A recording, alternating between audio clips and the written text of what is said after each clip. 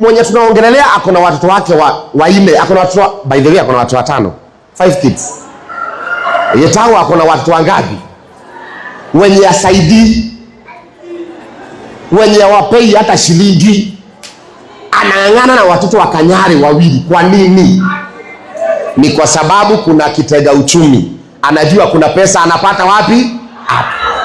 Anajua Sky anapata nini? Sky wangu anatengeneza pesa. Thua kwa hapo, aibie huyo mtoto pesa. Wadau na wadakuzi, wezi amini kile ambacho Prophet Kanyari amekisema kuhusu Tasha, na ni kitu ambacho mazee akitamweka matatani kwa wale ambao wamekuwa kimfuata kwa karibu na kumtetea mara kwa mara.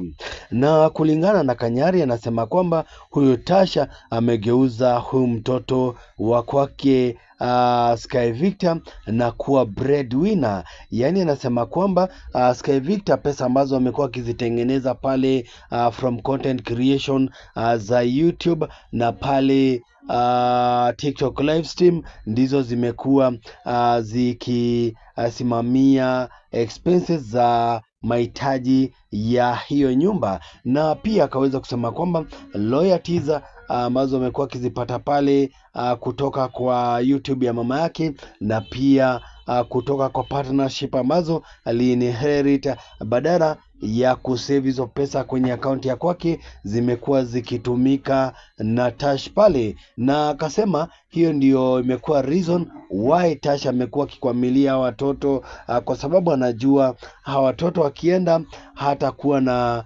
mahali ambapo anapata kipato pale. Ndiposa iliweza kumpelekea eti kuiba watoto siku ya Monday pale, badala ya Kanyari kuwachukua pale, ikawa ni kwamba aliweza kuwaiba baada ya kuwapeleka on Sunday. Wanawake hawa wanaume mnaona wanavaa vizuri, wanavaa jeans, wanaume wa jeans, na wanaume wanajipaka mkorogo, na wanaume ambaye mnawasaidia.